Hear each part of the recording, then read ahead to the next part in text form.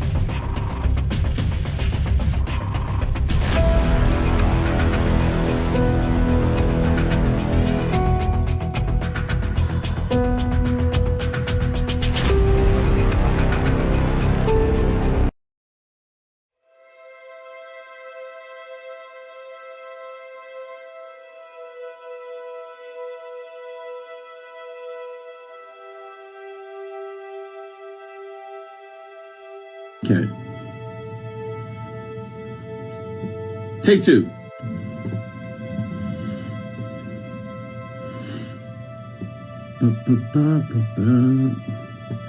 It says I'm live now. Hello, Linda. I'm live now in the mob, so that's awesome. Hello, Linda. Let's see who else is here with us today. Craig, hashtag Villain Life. How are you? Good morning. Well, way early morning, Jeanette. Good morning. Welcome. Hope you're all doing well today.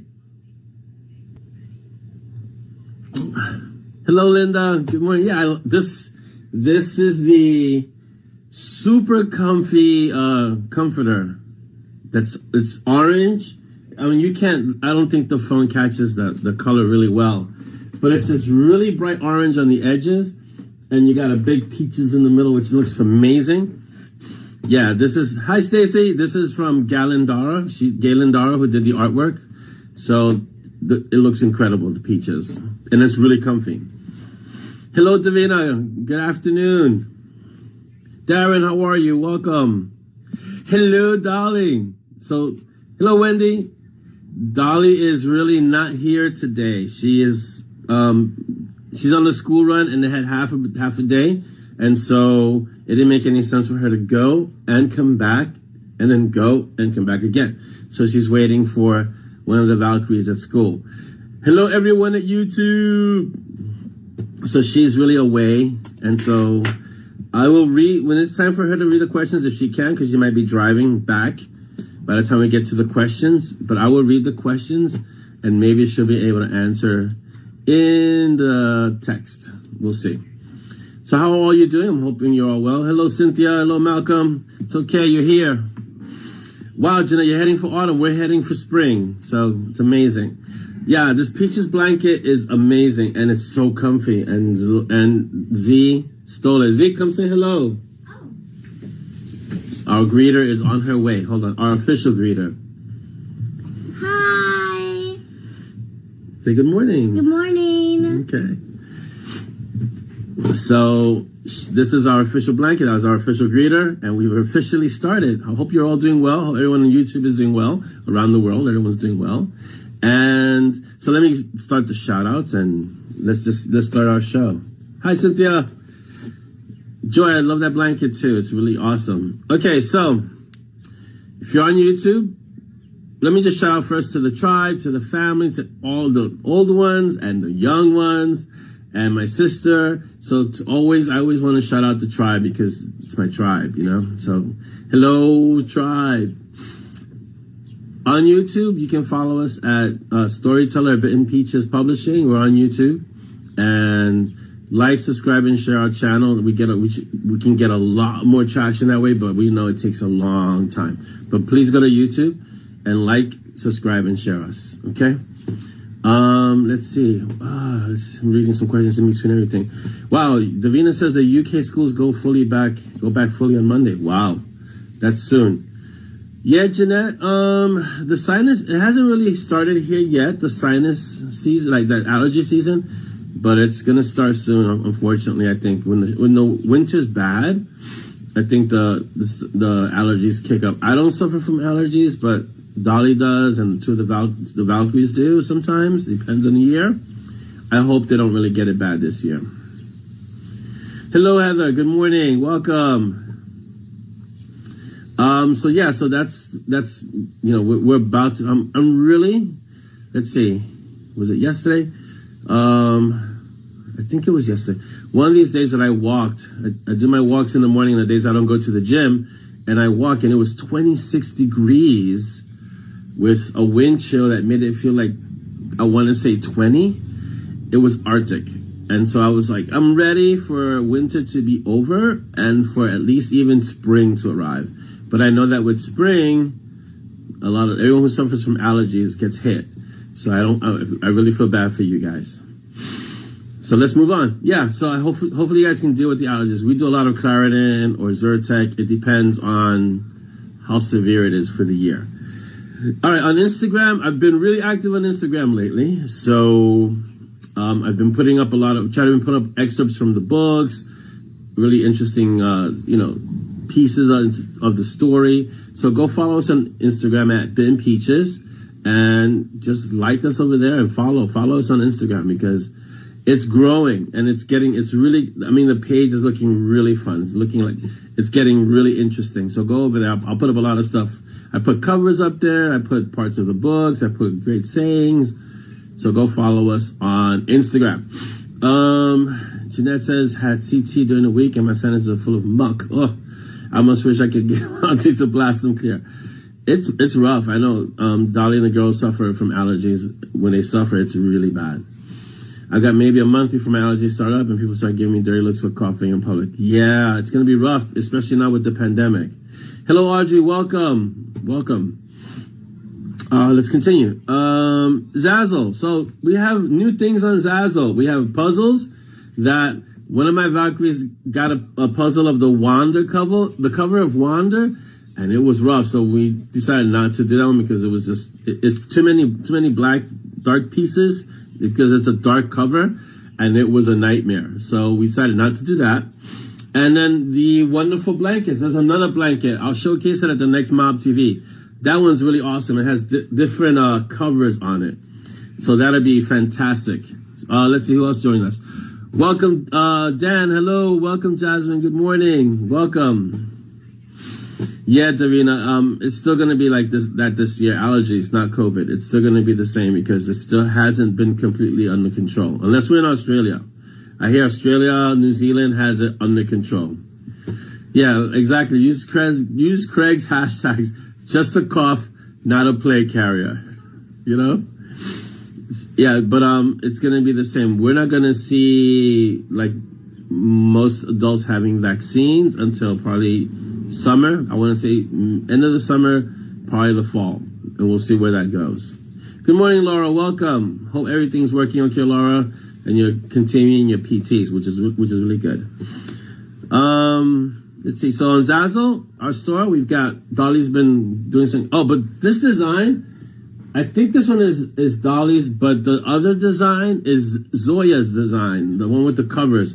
That one is really awesome. We got that one too, but I'm not going to showcase it because it took a while to get this one. Dolly came up with a way to put it up and make it a backdrop, which is pretty awesome.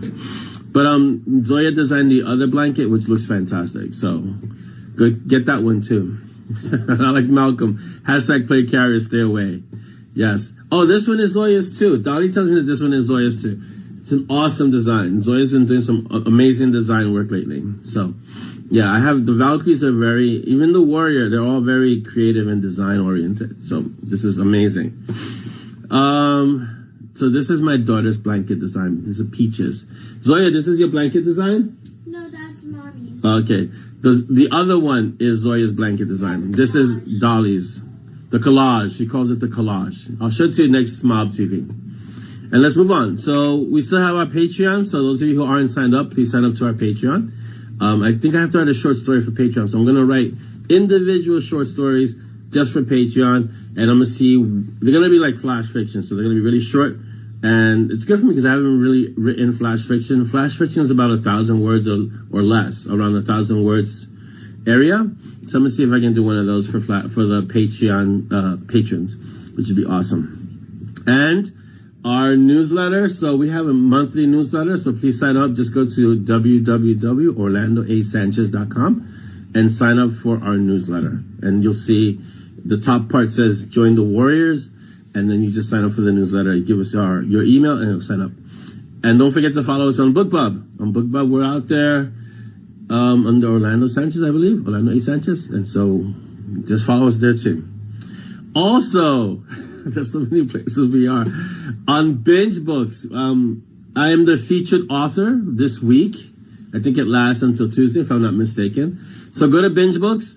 Follow us. Leave reviews of the Monty Strong series. I think there's only one review because Binge Books is brand new, and the one review that's there is kind of like iffy. So go to Binge Books. Follow me on Binge Books, and please leave your reviews there. Yes, the A, Jasmine. I tell all the tribe the A stands for awesome, but it doesn't really stand for awesome. But it is awesome. I tell them it's awesome. Let's see. Joy says, I have both Moderna shots already. So Dolly put up the link to Binge Books. So please get it. Please go there and visit and leave your reviews. Joy says she had both Moderna shots already. Second one was rough. It was really pushed. Oh yeah, a lot of places are really pushing it. Yeah. Yeah, I'm gonna be doing some flash fiction, Chris. So it's for the patrons only. So you're only gonna find it on Patreon, and they're gonna be short little stories, but it's for the patrons. Jeanette says the state pays another $350 to help cover the lost wages while waiting on results. That's good. Yeah, Australia really did this well. New Zealand really did this well. Oh, Jeanette says Gollum is amazing to listen to, especially when Bangers and Mash showed up. Oh, I definitely have to listen to that part. Wow, I completely forgot that Bangers and Mash makes an appearance there. So I have to go listen to the Gollum because I know I have them scheduled for at some point this year or maybe early next year, but I'm definitely going to do a lot of Bangers and Mash. So, yes. Excuse me. Yeah, so Chris says we had our second Pfizer shot last Saturday. Wasn't too bad. Vicky says sausage and potato. Well, Bangers and Mash, as you guys know, is some of you should know, it's an English breakfast. So I really wanted to bring it into the Monty Strong world, but I wanted to make it funny, and they're gonna have their own funny parody of Monty and Strong, so it'll be a lot of fun.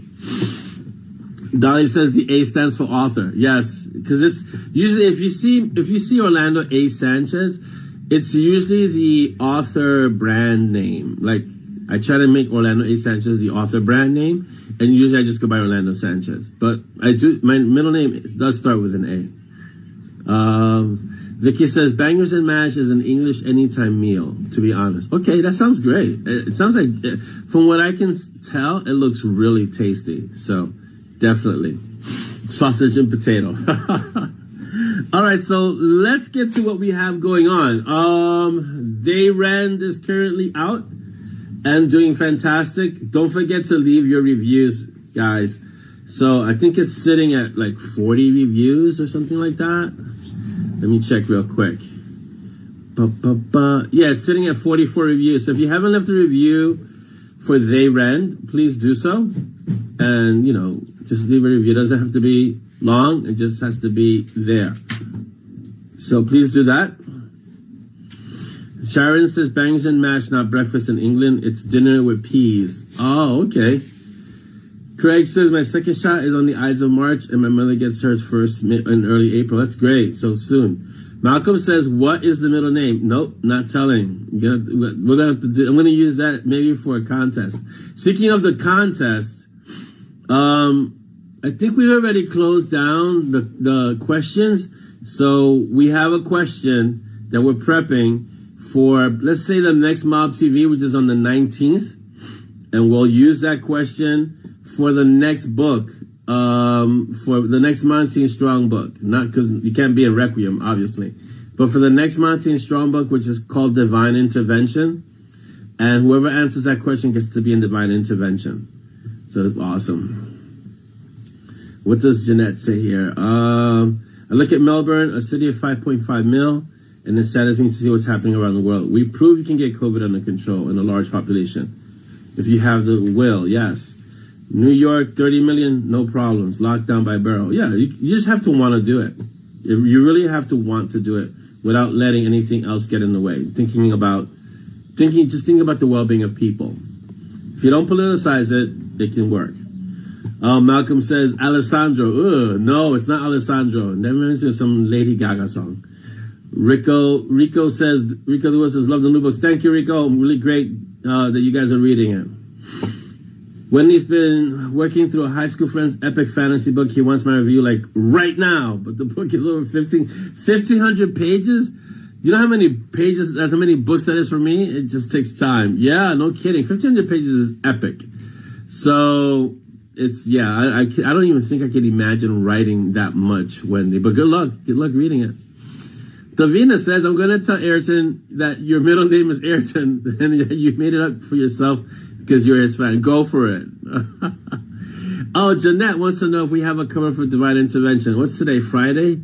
I have covers all the way up to Archmage. So Divine Intervention is book 14, and I have all the covers up to book 21. So yeah, that's not even an issue. Yes, we have the cover. I might even do a cover reveal next week for Divine Intervention, but I just released the cover for Requiem. Divine Intervention is pretty far away. Yes, Craig, those are clip-on booklights because that's the only way I wanted to. First, I wanted to showcase the blanket, but I also wanted to hold. This is one of the screens behind me, one of the shoji screens. So I wanted to keep the blanket up without damaging it. I was going to use thumbtacks, and Dolly's like, "You're not going to use thumbtacks on that blanket. What's wrong with you?" So, because it would put holes in the blanket. This is my brain. I just thumbtack it in. So those book lamps were her idea, and it was a great idea because it clamps on and it casts light on the blanket. So it's awesome. So yes, we have a cover for Divine Intervention. Maybe next week, Thursday, for Art Thursday, I'll showcase it. And Rico, I would definitely keep writing as long as I can keep writing. Today I'm doing Nameless, which I'm almost done with Nameless. The art's probably going to open next week, so get ready. And it's been interesting. It doesn't flow as easy as Monty and Strong. One, because it was 4 years ago when I last wrote Sepia, so it takes a little while. And two, the writing is a little different. It's a little more, this is happening, then this is happening, then this is, so there's a lot of jumping around, which I've discovered is not my preferred way of writing. So book 5 in the Sepia will be just with Sepia, I think. We're not going to be running around from place to place, from different points of view. So yeah, I'm going to get, book 5 will be Demon, which is the last book in the Sepia pentology, will be written from, obviously, Sepia's point of view. Jasmine asked for Nameless, do you have to read other books to understand it? Yeah, you have to kind of read the other Sepia books. It kind of brings you up to speed, but you should read at least the previous one, which is Nightmare. That's the previous book. You should at least read Nightmare. All the covers now, followed by all the books yesterday. Of course, that's how I work. I time travel. Alejandro is not it, so no. Sorry. Acheron, no. My mother would never name me something like Acheron. I don't even think she'd really know what Acheron was. So you have to think this is a woman, a Caribbean woman. She wouldn't name me Acheron. No. Oh, the next release. The next release is Nameless, which is coming out, the art for it, which is the advanced reader team next week. And that'll be the next release. Then the next release for Monty Strong is Requiem. And somewhere in there is They Kill, which is the next, the NAC is, which is the Nixia and Acheron coalition. The mob NAC is, pushing for more in the Nixia world, but They Kill is next. Yes, you can thank Dolly for the NAC getting more books getting done. Yes, she did rat me out. Yeah. It's not Aaron, Gemma. No, it's not Aaron. Not Andre either. You guys are never going to guess it. I'm telling you right now. Aloysius? No. No.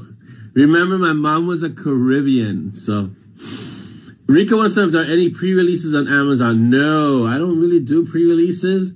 One, because sometimes my schedule changes, and when you do pre-orders on Amazon, if you don't stick to that pre-order, you lose your pre-order privileges for a year.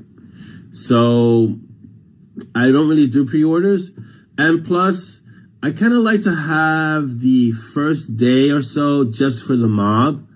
Let the mob get it. And usually the books come out. The average price for the Monty Strong books is $5.99, but for the mob it's always a lower price. It's always a discounted price for the mob. So that way, when you pre-order it, I don't know if you really can do that. You have to go through you have to make it special for a week or whatever, use some days, and I'd rather just avoid all of that. So I'd give it to the mob first, the mob price, and then I change it to the regular price like a day later. Not Alfred nor Albert. Yeah, and pre-orders screw up all the authors. Like Chris says, pre-orders can screw up all the authors. So I kind of stay away from that stuff. One, I don't really need to do it. I don't see it as a necessity for the books. And two, it's just a matter of I put up for the mob for the special rate, the mob rate. Then I send a newsletter for all the creative warrior for the people on the newsletter, and I let them know, and then I put it for special, the regular price. I need a TARDIS. Yeah, somebody was talking about you need to clone me. Yeah, just a few. Right, Craig. So I don't go through all that. I'd rather have the discount first so that mob can get it. Even though I'm on KU, and I will always be on KU as long as they offer it. But I like to offer the mob a special price first before it goes out into the wide release. No, it's not Armand, Janine, but that was a good one. But no. Antonio, yes, not Antonio. Dolly did not give it to you. So that's the whole thing with the pre-orders. And like Chris says, there have been a few issues with the pre-orders, and sometimes Amazon gets it wrong. Sometimes the authors get it wrong. Sometimes they both get it wrong. I'd rather not go through that. But it's not Antonio. Don't call me Tony. It's not Agua either. No. It doesn't really have a benefit, like Chris was mentioning. It doesn't really have a benefit because I don't depend on pre-orders to get the books out to you. I'd rather you guys get the books early and kind of have that exclusivity. Like you're in the mob, you get the book early. And then it goes, it goes a little wider to the author page, but it doesn't go to the author page until it's on Amazon wide. So the mob always gets it first. And that's the key. So that's what's happening. So in terms of releases, Requiem is being worked on as it's being worked on. There's no real set date for it because I was doing Nameless has a hard deadline. Requiem does not. And They Kill doesn't have a hard deadline either, but it's going to come soon because I already finished it.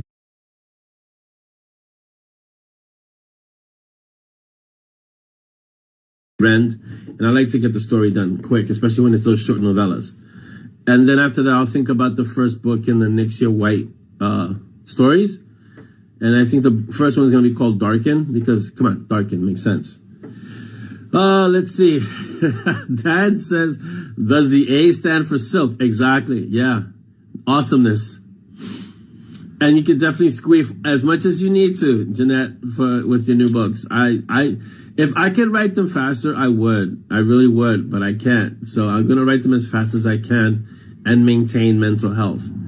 Like even today, going to the gym today, today's my beast day, which is the day that I lift heavy. It was rough getting out of bed today. I was like, oh my God. Even yesterday, I took yesterday off from training. So if you follow me on Instagram and you don't see a time, it's because I took that day off. Amadeus, that's a good one. Yeah, it's Amadeus. That's fantastic. But even today, I made it to the gym and I trained. And there's always, it felt light, but it's hard. It's a hard day. And it's like, yeah, I need to rest my body only because I'm pushing on a deadline for Nameless, which is today and this weekend. Today, not so much, but this weekend, I want to get it done over the weekend, finish it. I'm already like at over 30K, I'm at like 34, 35K. I'll get it done by next week and release it to the art. And then the art gets to shred it. And then it goes for another hard edit on the 15th, from the 15th to about a week left. And then it goes out this month. So from the 15th to the 19th, it gets edited again. And then I really can push They Kill and Requiem. Requiem is almost half done. Well, I won't say half, but like a good 30% done. And I stopped writing Requiem because I wanted to focus on the Rend and Nameless. And now I'm going to jump into Requiem. Requiem is at the pivotal point where they go do what they need to do for the story. So it's like, it's about, it's called like the inciting incident. Requiem is at the point where if you're looking at a noir movie or reading a noir story, it's when the detective is about to take the case. That's where Requiem is. So this is where it starts to catapult into action. So it's going to be a lot of fun. Requiem is a lot of fun. And I've said that, and it's not a lane. No. Jeanette, I said the same thing. No one writer can satisfy the needs of every reader that's out there. And not maybe a Johnny. What kind of do I look like a Johnny to you, Craig? So no one writer can do that. This whole thing, and it's not you guys, but just in general, I've heard about how writers are in competition. Writers are not in competition because no one writer can write enough or fast enough to fulfill the needs of all the readers that exist. It just cannot happen. Not to mention all the different genres that are out there. So I'm writing an urban fantasy, some thriller, a little bit grim dark, but you've got romance. I was discussing romance with Dolly earlier today. The romance writers, the readers of the romance stories are ravenous. You cannot write fast enough for romance readers. It just doesn't happen. You just can't. It's just too many of them, and they read really fast. And they're called whale readers. They'll read books a day, not just one book, but books in one day. So you can't write fast enough for them. So in urban fantasy, you have readers like that, but it's not as fast. But you guys read fast. Like, I'll write the book, and the next day, some of you are saying, "Okay, so when's the next book?" I'm like, I just put this one out yesterday, and so it's a good problem to have. I'm privileged and honored to be able to have readers that go, "Okay, when's the next book?" Because what's the opposite of that? What? Wow, your books suck, so we don't want the next book. No, not Archimedes, not Archibald. So exactly, Jeanette. You have to have favorite authors. I'm always of the mind that authors should connect with their readers because it's key. One of the reasons why I never use fans, because fans seem very one way. Authors need to connect with their readers because in between the books, like in between writing the books, you should talk to your readers. You should hang out with your readers and connect with them and say, "Hey, how's it going?" You know. Yeah, I hope I never hear that, Jasmine. I don't think you ever hear that your books suck. You guys have been amazing in terms of, like, I'll write Monty Strong, and there are authors who will write one type of story and try to go into another type of story, and the readers are like, "No, you can't do that." But the mob is fantastic because it's like, I'll write Monty Strong, now I'm writing Nixia, and you guys are like, "Yeah, write more Nixia." And I was just testing it. Same thing with Gideon Shepherd. I've got to get back to that because there's a big group of the mob is like, "Okay, when's the next Gideon Shepherd story?" Same thing for Dread Warlock. When's the next Blackjack story? And so whatever genre I'm writing, you guys are like, "Yeah, go for it," which I am honored to have you guys do that. If I'm going to be like a Pratchett, that is a great aspiration to have, Janine. I mean, to even be mentioned and compared with Pratchett is an honor in itself, you know? Yes, Malcolm, some are ravenous, some are rabid. It's true, yeah. Yeah, and that's just, Jeanette reads more than one book a day, and that's fine. I mean, some of us can read really fast. So, yeah. Craig says, "Warriors of the Way hurt my brain with the convoluted storytelling." Craig, Sepia is really close to Warriors of the Way because it was written after Warriors of the Way. So I was still into that kind of storytelling method. And so going back and writing Sepia now, when my brain has kind of shifted to Monty and Strong type of storytelling, it's tough because you have to kind of, I tell Dolly, it's a lot of leapfrogging. You know, you tell this part of the story, then you go over here, tell this part, then you go over here and get this part. You grab something from there and go back over here. So it's a lot of back and forth. It's a great way to tell a story, but it definitely can hurt your brain, for sure. Davina says, "You need at least 3 books before you tell us a new project." Actually, I didn't really start doing new projects until Monty Strong was well established. So I was in the middle of Sepia Blue, and I stopped at book 3, and then wrote Monty Strong, and I was about, I don't know, 5-6 books in when I started thinking about, okay, I gotta write the date, I gotta write No God is Safe. Still Monty and Strong though. But then after a while, you can expand the world. Like the Huracan and the Birth of Death, the Assassin's Apprentice is a completely unrelated world, and it's an amazing world to jump into. But I haven't been able to jump into lately. Let's see, what did Jeanette say? There's a reason some authors use pseudonyms because some readers get narky about an author writing outside what they think is the only author that the author should write. Yeah. it happens, and I can see why, but you really can't. If the author really has the imagination that they have, you can't limit them. You got to be. It just means that you're not going to read that story by the author. I'm sure there are other authors and other stories that you can read. Just that one is not for you. That's all. And it's good for the author too, because if you get an author that can explore new worlds, new stories, it means that the story that when they get back to the story that you like, it's just deeper. It's just going to be richer because they're able to go out, you know? So the author gets to exercise their imagination a bit. Right, and Davina makes a good point. It's like if Stephen King wrote a light comedy, and he has written other things, but he wrote it under Richard Bachman. When he wrote The Green Mile, that wasn't horror. And so people didn't know what to do with it in the beginning, but it became a great seller. And the movie that they based on it was really good. I enjoyed it. I believe Tom Hanks was in it, and Michael Clark Duncan, when he was alive, played the other main character. And that was fantastic. So, yeah, but you'd be surprised, Jasmine. I mean, it's a great question. Who are we to limit you guys, like the readers? But you'd be surprised, because what happens, and it's not a negative thing, what happens is that readers get attached to characters.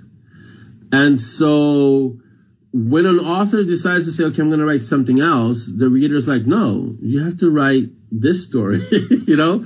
And as readers, we get attached to characters. Like if I were to tell you the curses I had for Jim Butcher after reading his last 2 books, just because I got upset because of what he did, and I won't spoil it for you, but I got upset. But that's what we do. We get attached, you know? And so we want our authors to write the stories that we like, because that's why we're reading that author. And so there's a reason why I don't have fans. I have readers, because readers love to read. Fans will only want a specific thing. And what happens is it gets really narrow. And that's when authors feel stifled, because they only want me to write this one thing. Well, you can't, because as an author, you may want to explore other things. So I made it really clear in the beginning of The Mob that I'm going to write Monty Strong, but I'm also going to write this and write this. I wrote Warriors of the Way. I wrote The Sepia Blue. And, you know, a Blur is still out there. John Kane is still lurking in the background somewhere. So, you know, that's why I call it the M&S world, but this because it has so many things in it. But I may have to call it something else, because it's just encompassing everything. So we'll see. Yeah, Malcolm, the Dresden issue is a tough one. Yeah, you can never kill the dog. So remember, you can never, ever kill the dog. Yeah, never, ever. The 2 times that I tried, the first time I tried it, I didn't realize that you couldn't kill the dog. So I was new to this, and I tried it, and the mob nearly hunted me down with pitchforks. So I said no, but then the second time I tried it, it was really obvious that it was not real. But the first time, whoa, I got some emails and some text messages, like some direct messages on Facebook, like, you don't even think about killing. It's like, Joy says, can you be a reader and a fan? Yes, of course. You just have to listen. As a reader, this is why it's good to read broadly, because you don't get locked into, I only read this. You want to read broadly. I tell my little ones, you should read everything. Read everything. So, but yeah, you never hurt the dog. And I think Michael Anderle in one of the first books kills the dog. He does it. And it's like, yeah. And George R.R. Martin kills everybody. So there are authors who buck that trend, but you lose, but my opinion is that you lose readers when you do that, you know? George R.R. Martin gets it anytime he does anything other than write a song on Ice and Fire, including Eat and Breathe. Right. Like he should be chained to his computer and forced to write at knife point, which doesn't exactly. Then he doesn't want to write anything, because he's already taken a while to write the next song on fire. But if he ever decides to want to write something else, he's going to get crucified by his readers, because like, why are you writing something else when you should be writing a song of Ice and Fire? It's a tough situation for George. Also, on the other side is that he's taken a long time to write the next song of Ice and Fire. So, and he let the HBO show get ahead of the books. And so it's like, It's a little bit of a catch-22. Like Patrick Rothfuss and The Name of the King, I believe it is. When you make your readers wait a long time, they get impatient. I mean, yes, there are other authors, but they like you, so they want you to finish. Also, you've left the story on pause. I mean, even now I'm writing Sepia. I'm like, wow, these guys have been waiting 4 years for the rest of Sepia, you know, and I feel bad. I'm like, I've made people wait way too long for Sepia. And so it's like, yeah, you want to finish the old adage is finish what you start.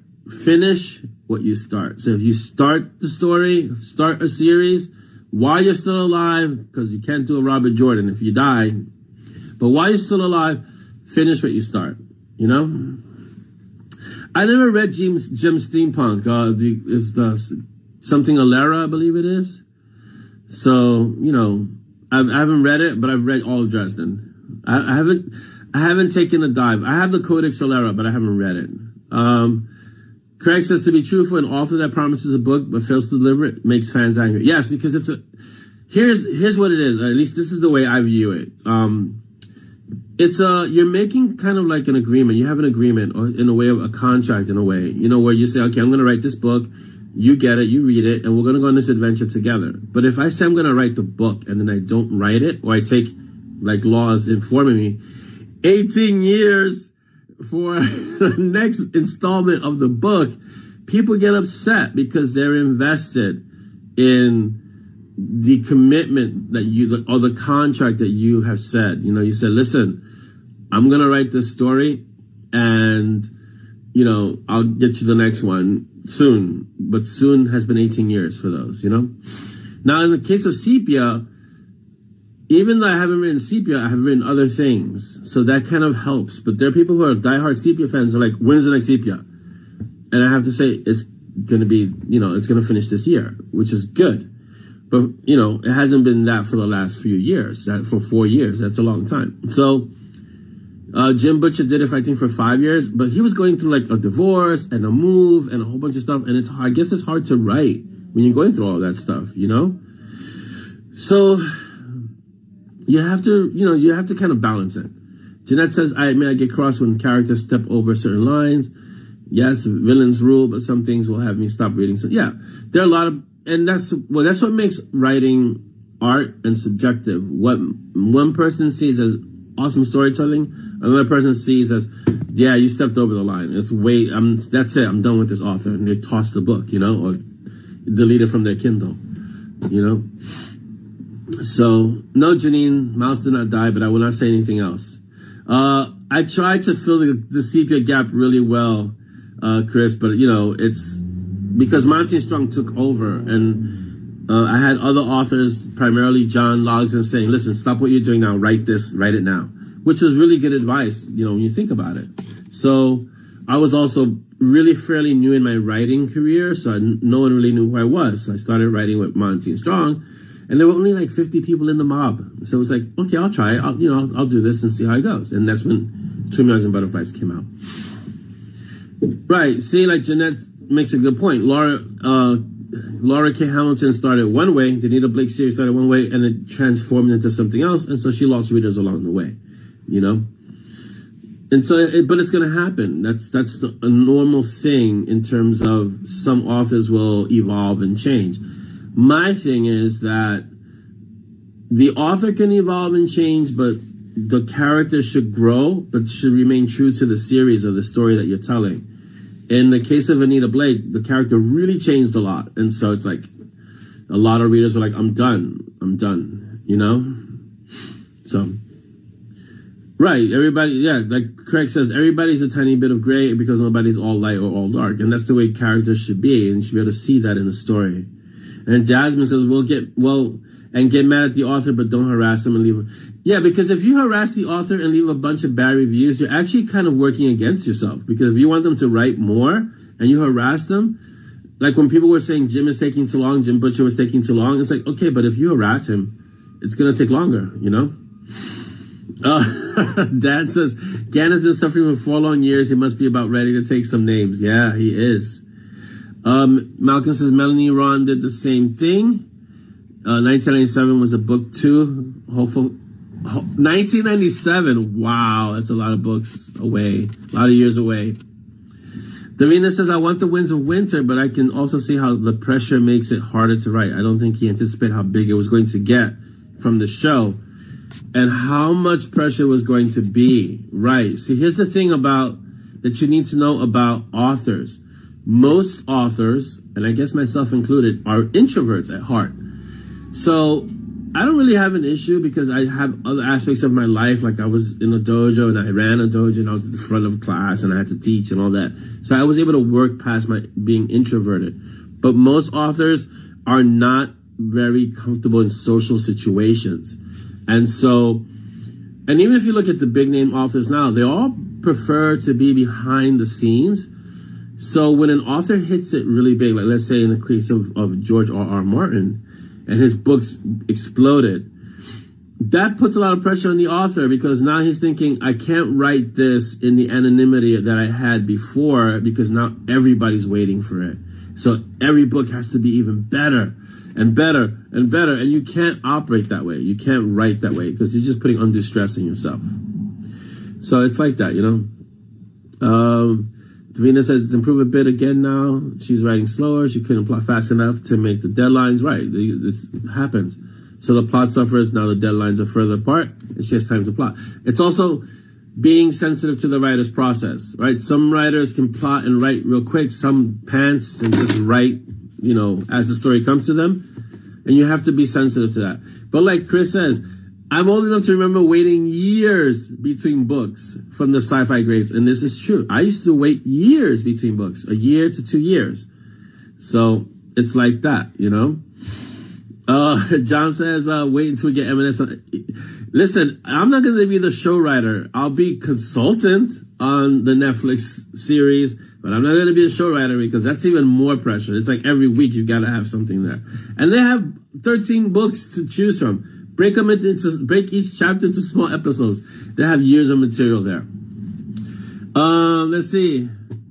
Right, and then, like you guys say, you have to either find the book in a store or the library, or you have to wait.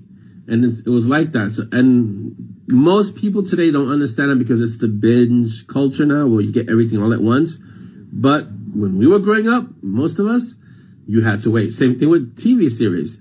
They didn't release the whole season at once. It was every week. You had to wait for an episode way back in the day. Yes, and it's, like Linda says, the scary thing is that even after the Winds of War, I believe it is, we still have to wait for a dream of spring. I may not even be alive by the time he finishes. And that's what I'm talking about, the contract between the writer and the reader, or the author and the reader. You want to kind of hold up your end of the bargain as an author. When you allow other things to get in the way of that, then that's when your readers get upset, because you know you're kind of reneging on the deal in a way when you wait too long. 10 years, 18 years, 20 years, that's a long time. At that point, readers are like, he's never going to finish. He's never going to finish. So why would I keep waiting? I'm going to just read something else. Yeah. Jasmine, I agree. I used to worry about cliffhangers. I don't worry about them so much anymore, because I grew up in an era of tune in next time, same bat channel, same, you had to wait. And so you just accepted that the book ended this way and it will continue right where it left off, and you have to wait in between. If you don't like the book being a cliffhanger, I get it.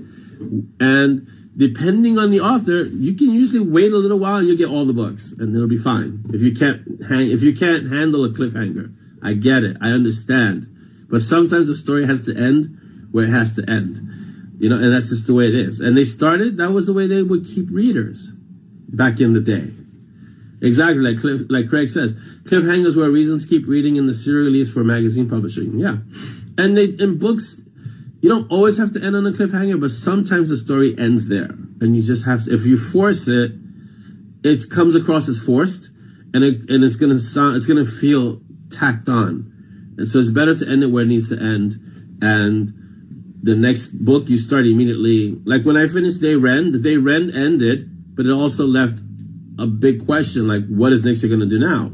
So it ended the part where she saves Acheron. Hope I didn't spoil it for anyone. But it ends the part where she goes and rescues Acheron. But then now, what is she going to do now with the information that she has and the new abilities that she has? So, Mary Beth writes says, why a cliffhanger, not just a longer book? Because some books have to end the way they do. It's just, it wouldn't make sense to continue, because to continue would mean writing the next book. So that's why some stories end on a cliffhanger. As long as it's not done as a device, like you'll know when it's a device, and you'll know when, oh yeah, this makes sense. The book should end here. And then the next book can pick up right after. So you'll know when it's done as a device to kind of like get people to get the next book. And you know when it's done because this is the natural ending of that story, of that part of the story. Yeah. Right, exactly. Like Firefly. See, I don't mind cliffhangers, but when the show is canceled and leaves you hanging forever, that sucks. That's rough, you know? And so that's why it's a cliffhanger, not a longer book, Mary, because... And it's a great question, and thank you for asking it, but that's why some books end on a cliffhanger, because to continue would take away from the next book that's coming. And hopefully the next book is coming right after that one. Exactly, Law. It's a generation of instant gratification, and people don't do well with deferred gratification, which is something you need to... We were taught, you have to wait. You'll get it. Just wait. And kids are taught today, unfortunately, and this generation is like everything now. So Netflix, you get the entire season now. Amazon, season now. Everything, you get the entire season, not even every season, the whole season. And so you have to learn to defer gratification sometimes. It's as much a discipline as it is part of learned behavior. You know, like when you go to the gym, and I'm using myself personally, you don't go to the gym, work out once and say, okay, I got all my gains today, yeah. No, it takes years, and you have to go in knowing that it's going to take years, not expecting everything today. And so this is why we have resolutioners who start in January, and by March, they're gone every year. This is what, I used to work in a gym. You sign up your whole year. You sign them up in December and January because everyone makes resolutions. And then by February, and they're locked into contracts for a year. But by February, end of February, March, maybe April, none of those people go to the gym, and the gym is still making money.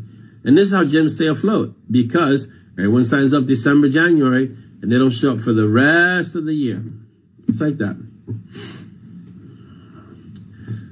Right, Craig. Yeah. The latest one to do that was the WandaVision, where they were doing it, and the Mandalorian was doing that, where every week they would release one episode.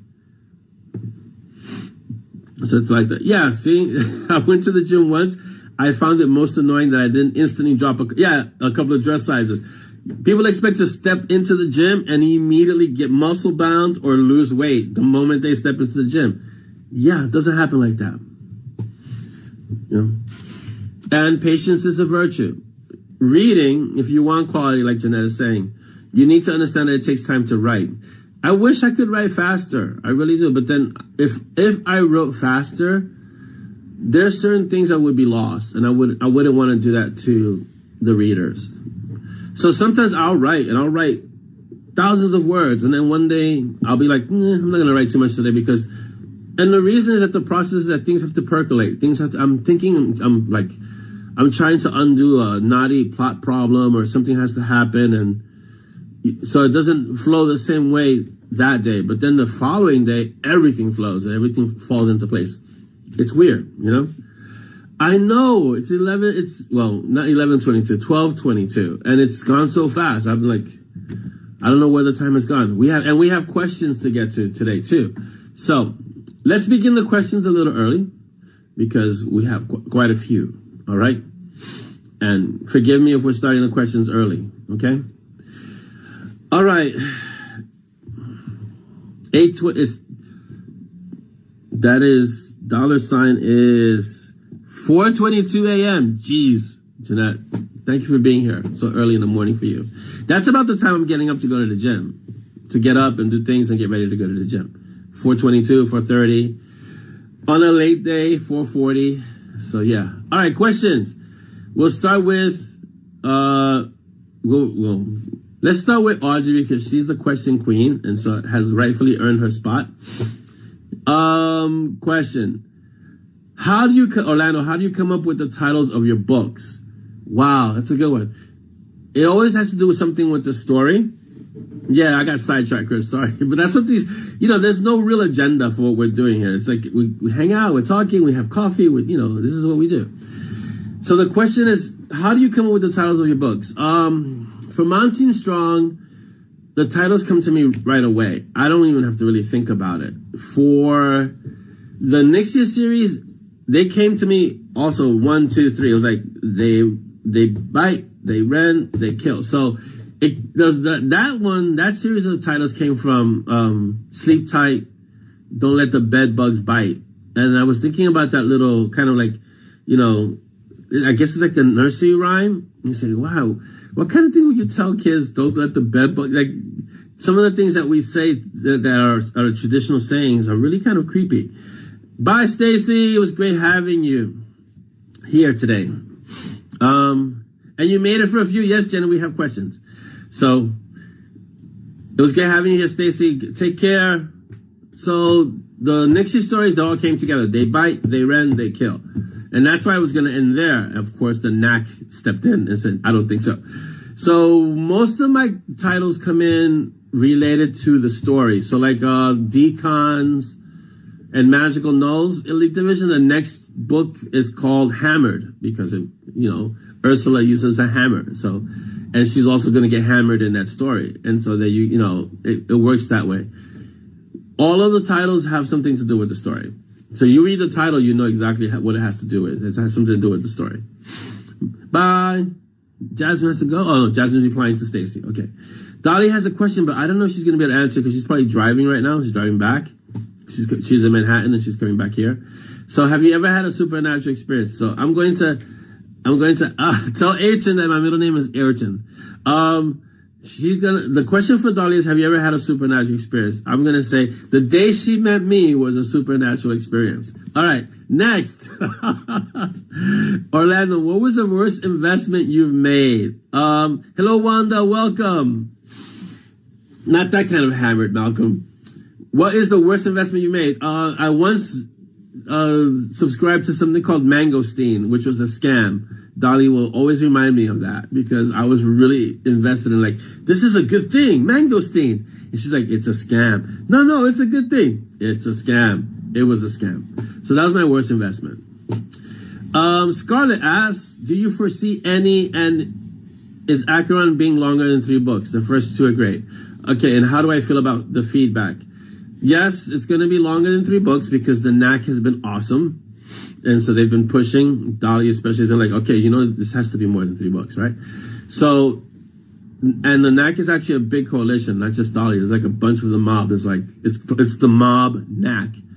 And so it's going to start with the 3 books. They bite, they rend, they kill. Then it goes into Darken. And then that's going to be a whole series, I guess. It'll be evergreen. It'll be open-ended. We'll see. At least for now. Chris Mendoza asks, do you ever regret giving a character a name that you later think could have been better named? Not really. Usually when I name a character that I think could have been named better, that character ends up dead. So I just remove the name from the stories. But I haven't yet had that experience. Most of my characters' names are pretty memorable. I try to make them so they're not easily forgotten or they don't sound like other characters. So like a character like Iker is awesome, Silk, Chi, Monty, Simon, they all stand out. Nixia, and a lot of them have histories behind it. Like Nixia is the name of a goddess of the night. Acheron, is the name of a demon. So things like that. And so those are the questions that were posed in the coffee clutch, but there are more questions. So let's go there. These are questions from Tina Rose, who asked them last time, but we didn't get to them. So it's for this time now. Here we go. She asks, how did Orlando meet Dolly? In a Barnes & Noble. That'd be awesome. What do you think? Huh? Pretty awesome. What is my favorite food and have you written about it in books? What food do you hate and have you written about it? My favorite food, steak. I like steak. Yeah. Steak, rice, beans. It's kind of like a classic staple food. Have I written about it in books? Well, the closest thing that I've written that's really good, if you ever get a chance to try it, is the pastrami in Katz's Deli, which is phenomenal. And so that has been written about in the books. What food do I hate? Liver. I don't really eat liver. I've never standed. My mom tried to pass off liver as steak once when I was a kid, and it failed spectacularly. And then ever since then, the consistency of liver never worked for me. And so I was like, ugh. So I don't like liver. And have I written about it? Not really, but maybe I will. What character share experiences, likes, dislikes, etc. with you?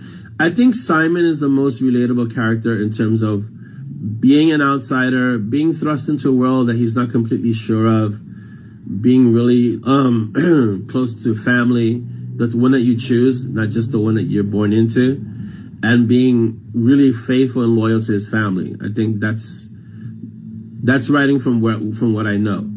How do I write about it? I put Simon in really tough situations. So, what do you like about each other's writing? I'm trying to get Dolly to write. As you can see from the description she wrote in The Mob, she has skill, but she's a little shy. So maybe you guys can prod her to get started writing, because, you know, sometimes it takes other people saying, whoa, you could do this, for people to really take on something. But she can write. She has chops when it comes to writing. Okay, let's see. If there's any question you guys have, this is the time to ask them, because we've got 10 minutes. I can't believe how fast the time goes when we're just kind of like talking. So let me see if there's anything else that I missed. I hope I didn't miss anything. Oh, Jeanette reminded us that the audiobook, The Golem, is live. So go get it. So we're trying to put all the audiobooks. I don't know. The Golem is like book 9, I want to say, book 10. I don't know. I don't even have the order right now, but I know it's up there. And so, yeah, so we're getting up there in terms of the audiobooks. And then he's doing the short stories too. Oh, the short stories, I heard the samples. They sound awesome. The short stories are awesome. We can't give Peaches liver. We can't, no, he already had to deal with that thing. No liver. Please spare Peaches. Spare Peaches. Book 11. Thank you, Jeanette. Yes, it's book 11. Well, yeah, that's why we're here, to read the comments. I'm here to read the comments and to actually ask. Who's saying bye? Bye, Laura. Have a great weekend. Who chased you? Who chased Dolly? And did she chase you? I chased her. Come on. Are you serious? I chased Dolly. She didn't chase me. So, yeah, are you kidding? I'm the one that got lucky there. So, yeah, I chased Dolly for sure. Let's see what else. The worst food is broccoli. Actually, I love broccoli. I do. Broccoli is really good. I used to eat it raw. Broccoli is really good. I like it. You just got to clean it and eat it.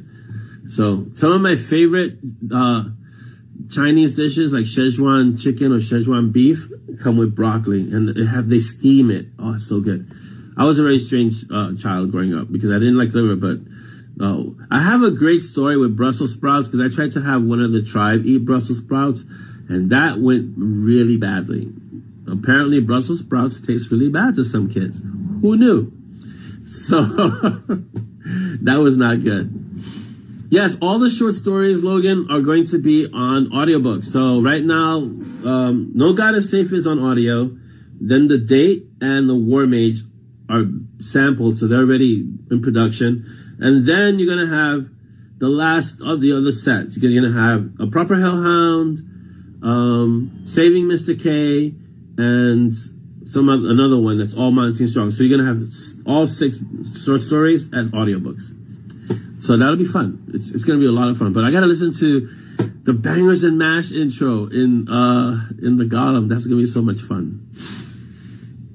Yeah, you know, there are a lot of trauma foods out there. We as parents, and Dolly's really good about this. She tells the kids, if you're not hungry, don't eat. You know, I remember when I was a little kid and you sat down at the table and they put a plate of food, you were not allowed to get up from the table until the plate was cleaned. And there's good and bad to that. If the child is a really picky eater, I could see what you want them to really eat. But if you make the child eat even when they're not hungry, you could set them up for so many eating disorders later on in life. So you have to be really careful about that. But I remember my mom saying, listen, you don't get up until you eat everything that I made. And you don't question that when you're a kid, you know? So later on, it can become an issue. Jenny says it's a genetic thing. Some foods are so bitter to certain genomes that they're painful to eat. Yeah, it's true. Brussels sprouts are not bitter to me, but I know for some people they say it's too bitter to eat. It tastes bitter. So why would you want to eat something like that? You're right, Jeanette. Yeah, it's a different generation because my mom was born in 1940. So she grew up in a generation where there was a lot of poverty. So it was like, hey, you eat everything because, like Chris says, there are people starving in the world. So you make sure you eat everything on your plate.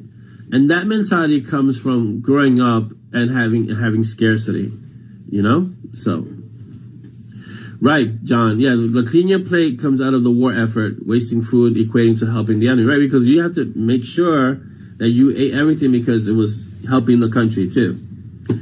So, I like mushrooms. I love mushrooms. Oh my God, mushrooms are awesome. See? So you can eat the mushrooms and Ayrton has to eat the broccoli. Come on, let's get cracking. Oh man, I marvel at how the time flies when we're here hanging out, talking. It's almost like Sid is working overtime just to kind of mess around with time. So, and that's another series I have to get to. The designers. Oh, I really have to get to the designers. I don't know where I'm going to fit that in because this whole year is booked. I've got Sepia. I got another Night Warden to do, which is Nocturne Melody. More Nixia. More Monty. Division 13, Damned, The Assassin's Apprentice, more Damned. Yeah, it's a busy year. Yeah. See, Malcolm says, my parents and I had a long-standing feud over Brussels sprouts. Don't leave the table until they've been eaten. 4 hours later. Oh, geez. 4 hours later. Yeah, that's rough. That's rough.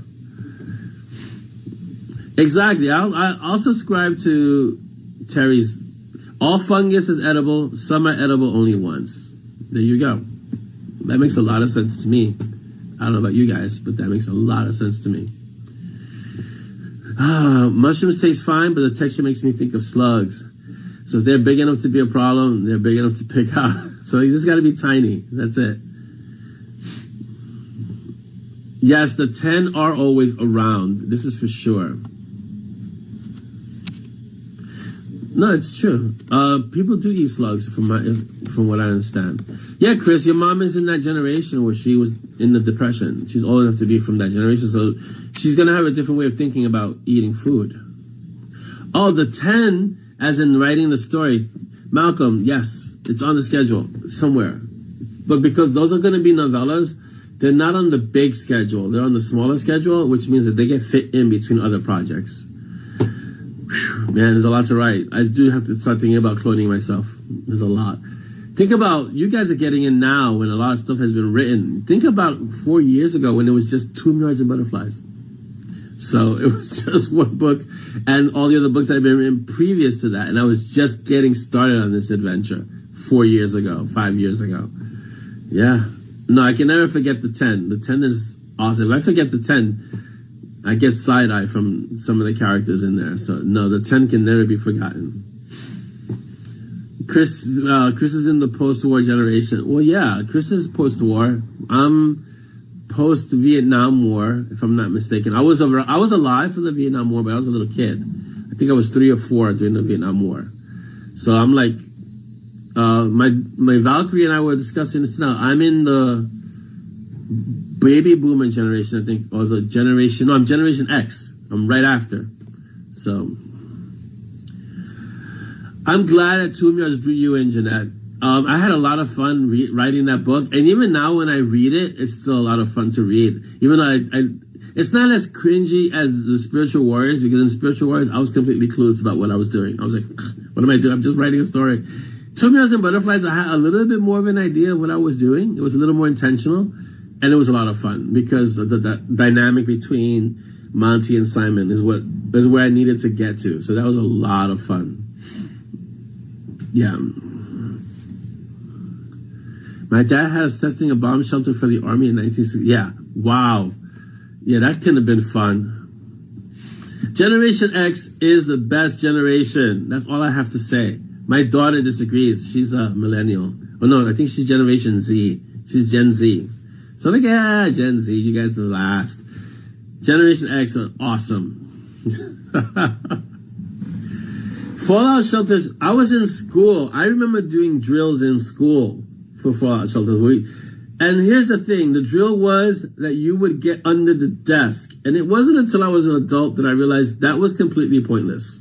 Because it's like, why? If someone drops a bomb, a nuclear bomb, what protection is me getting under the desk going to do? What is it going to offer? So it wasn't very effective. I think they had confused that with like times when there was just regular bombs, and debris would come down. I don't know if they're the Alpha generation, Malcolm. I don't know. So I'll have to find out. I think they're Generation Z. I don't know. Is the Alpha generation the most recent generation? Because there's one's 10, one's 14, one's 10, one's 12 and one's 9. So I don't know if they're Alpha. But I was too old for the bomb bunkers, but I was not too old for the drills. Thank you guys Dan, thank you for being here. It's awesome. Matt, you came just at the end, but you made it for like a minute or two because we're about to close. So thank you for making it, even if it's just for a short moment. It's awesome that you guys are here. Yeah, Logan, I remember the duck and cover drills. Oh, Davina, you're a millennial, see? So you're still pretty young. People don't believe that I'm Generation X. I'm gonna tell them it's X. X is like the best generation. So guys, we're gonna start wrapping this up because, it's that time. And our next Mob TV will be on the 19th in 2 weeks. Or is it the 19th? Yeah, in 2 weeks. Wow, today's the 5th of March already. Wow, that's fun. So thank you guys for being here. You guys make this so awesome. I can't wait till we can get out and about again and we can actually start thinking about having a Peaches Con where we can get together and hang out and spend a few days of just doing Monty Strong and Peaches things. So thank you all for being here.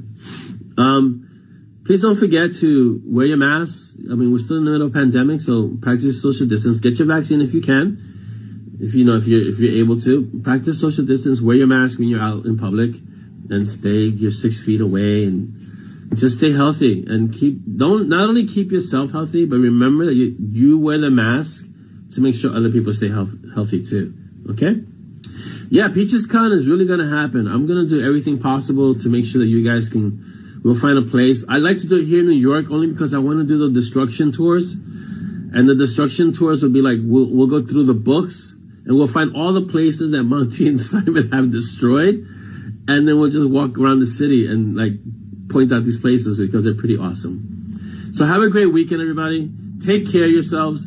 Wear your mask, please. Really. Practice your social distance. Take care of your families. And get a lot of rest this weekend. I'm going to do a lot of writing this weekend. Thank you for being here. It's so awesome. Davina, if we can have a Peaches Con here, I'll make sure that we do a UK Peaches Con for everyone who's on that side of the world. So we'll do 2 Peaches Cons. We'll have one here, and we'll have one over there. And that way I get to visit. That way I get to go to London. It's a good reason to have a Peaches Con over there. The UK Peaches Con for the UK mob. So we'll do that. Oh yeah, the deli is definitely part of the destruction tour, Malcolm. They don't destroy the deli, but we have to go to Ezra's, which is / Katz's Deli, for sure. So we'll definitely do that. All right, guys, listen. Be awesome. Have a great weekend. And thank you for being here. Don't forget to be uncommon.